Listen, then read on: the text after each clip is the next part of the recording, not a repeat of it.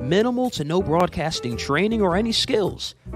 I'm Jansen Harris, CEO of the Just Good Network.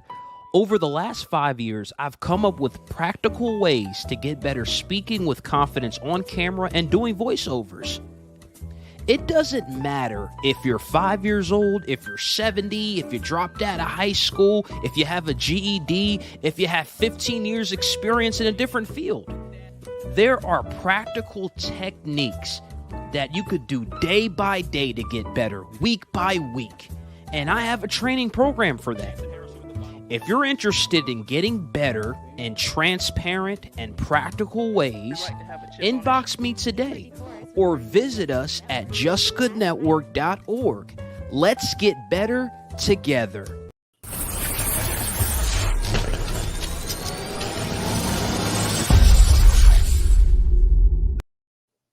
Hey everybody, Jansen Harris here with the Flying High Podcast. Joining me, he's still kind of new, Pratish. He breaks these games down. He literally watches every single game. Pratish, what's up, man?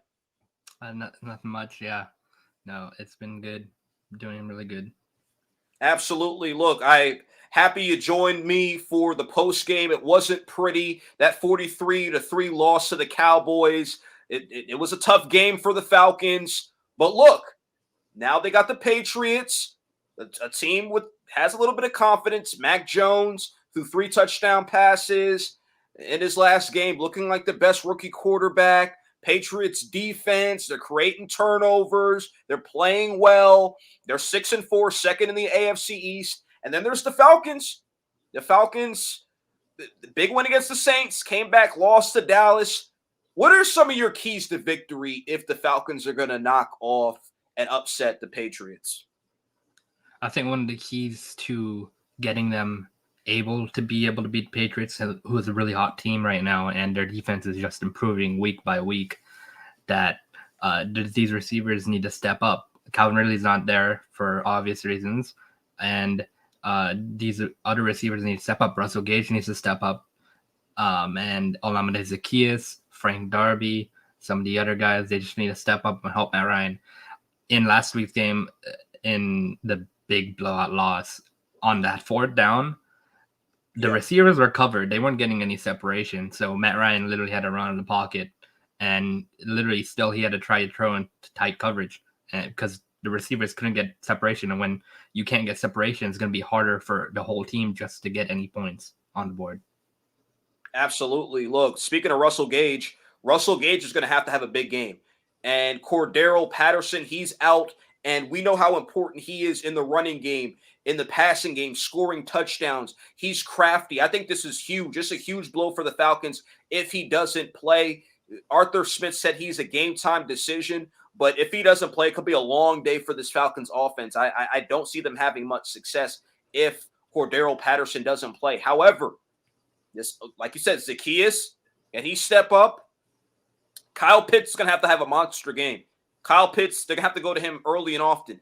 What they did in the first quarter, clearly going to him, getting in that rhythm, they're going to have to start that. And it's going to be tough because Bill Belichick's going to want to take that away. It's not going to be easy. But in reality, if Kyle Pitts doesn't have a big game, if Russell Gage doesn't step up, it's going to be a long day for the Falcons. And on defense, outside of A.J. Terrell, who's having an outstanding season, what the heck's going on in that secondary? I don't know. But let me ask you this, Pratish. How big of a loss will it be for Patterson if he doesn't play for the Falcons? Yeah, it's looking like a game-time decision right now. So very doubtful he's going to play tomorrow night. So it's going to be a big impact because in the Saints game alone, 2 streak routes on the right side, one in the first quarter and then one to basically put them in field goal range to win the game. He's just an all-around running back and receiver, and he can line up anywhere, just like Kyle Pitts. He lines up at wide receiver. He lines up at tight end. And just losing Cordarrelle Patterson is going to be big for this offense, meaning Olamide Zaccheaus and Russell Gage has to step up even more. And it doesn't help in a run game either. So hopefully we see Wayne Gallman. He looked decent in the short time he's had playing. So hopefully that can work for us as well with Cordero Patterson out, and maybe he gets some reps. Absolutely. Look, with Patterson out or even hurt, this is going to be it's going to be hard. It's going to be hard. Remember, he's really their MVP if you think about it. Their most consistent player, you say him, AJ Terrell, Grady Jarrett, Matt Ryan has had some big games, but Cordero Patterson, even when he's running the football, hits the hole hard, little pitch plays. He just is one of those players who's just making plays. He's making the best of that contract, getting open, running down the field. You could put him anywhere, on the outside, on the inside. Shoot, you put him back there, he could return some punts. He could do it all. And when you're do-it-all player, I don't care what team he plays for. You have a player of that caliber right now, which he looks like a player who can demand some big dollars in the next couple of years. When you got a guy like that that's out, it's going to be huge. And then Calvin Ridley, again, with the mental health issue stuff going on, with him out, it's going to be tough. Somebody's going to have to step up. And again, Wayne Gallman, maybe Wayne Gallman's going to have to be that guy to have a big game. Maybe Wayne Gallman could do that. But if I'm the Falcons, they're going to need Dante Fowler Jr. on the defensive side to step up. He's going to have to create some havoc. Dean Pease talked about that. He talked about, look, we expect more from Dante Fowler Jr. Sounds like the same thing of last week. Do you see Dante Fowler Jr. having a big game, getting some pressures, maybe not a sack, but making it difficult for the rookie quarterback? Yeah, Dante Fowler Jr. has been kind of interesting to see because I know we had him a little bit last year, but he wasn't generating that pressure that the Falcons wanted him to. And you see this year he's been injured quite a decent amount, so definitely haven't been seeing him. And the Falcons are hoping that he can provide pressure for them, or at least provide Mac Jones to at least move out of the pocket and help that pass rush, because without that pass rush, I think we're dead. The Falcons are dead last in the league in pass rush percentage and stuff like that.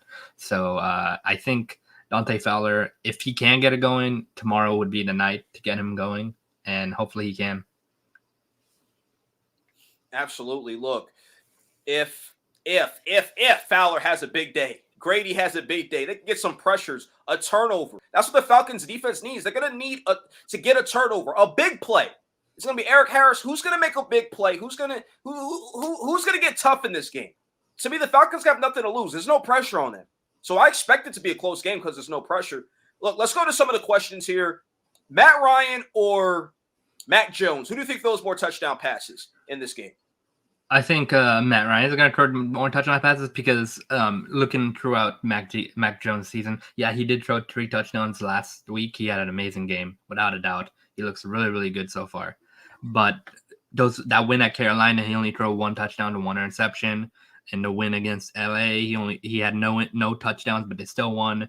In the game against New York, he threw 2 touchdowns. So Mac Jones, I don't think he's one of those guys right now that is throwing that much. I think he's relying more on his running game, which is working for him. So I don't think he's going to get the touchdown passes or the stats.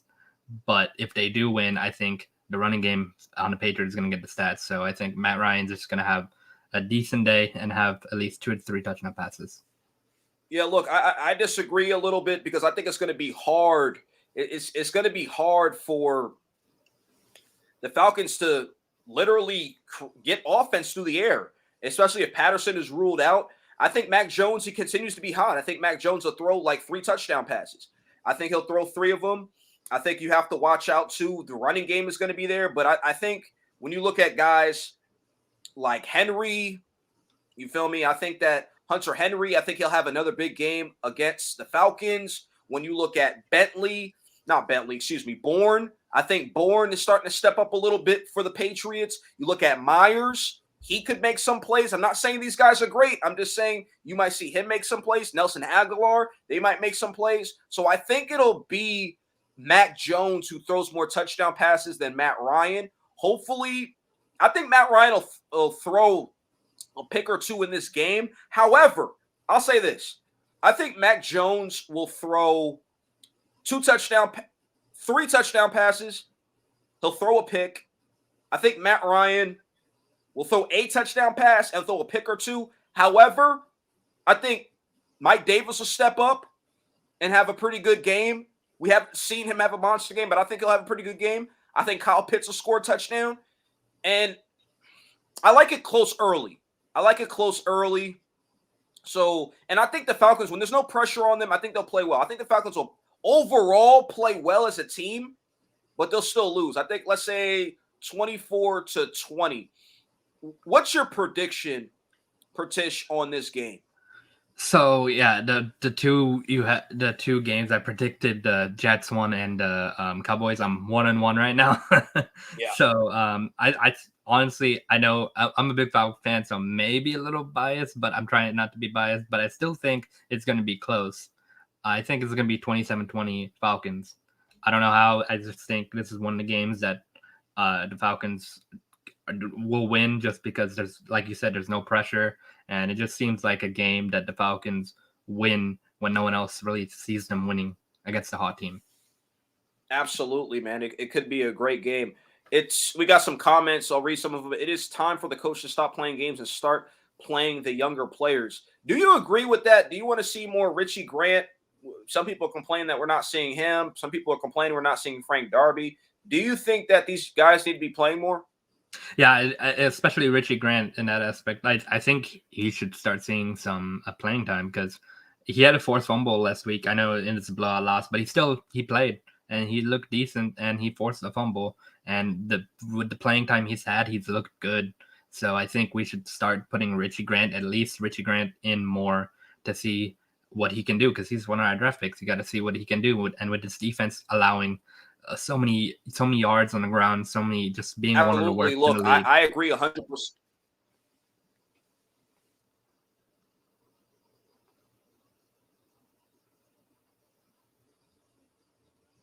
Hello, can you hear me? Yeah. I think we're having a little bit of connection difficulties. Look, I agree. I think we need to see more Richie Grant. I don't know why he's not seeing the field. I see a lot of mixed comments on it saying, hey, he's just not that good of a player so far. But to me, it's like, who is on that team? All right? Who is in that secondary? Play him. See what you have. You got to give him an opportunity. You got to give Frank Darby. And Dave, I like how you said that. We got to give Frank Darby an opportunity. Why not? Hopefully he sees it. Zacchaeus is going to get an opportunity, but hopefully we see it. Because Russell Gage, that's not enough. I thought he would be a little bit better in his wide receiver 2 slot, but obviously not. Hopefully Frank Darby, who I like the whole preseason, the Frank Darby talk. I like his size coming. Hopefully he can do something. Wallace, what's up, man? How are you doing? Patriots winning 20 has the Falcons. I believe you said the Falcons winning. He sees the Falcons upsetting the Patriots and getting to 5-5. So saying that, do you believe this Falcons team is a playoff team? I think there's a chance they could be a playoff team just because of that 7 seed being so up in the air with those teams having a decent amount of losses. So I think if those teams like the Panthers, Vikings, whoever is in that 7 seed, if they just keep losing and we somehow end up win some few games, pull off some upsets, I think we can take the 7th seed, but it's up in the air for me right now. Yep, me too, man. Look, anything could happen. That 7th seed, it opens things up, but the NFC is definitely tough. Look, Jansen Harris here with the Flying High Podcast. Pratish, great job. Thank you for joining me. We are sponsored by Your Future Media and the Level 1 Game Room. Thank you, Pratish. All right, no problem.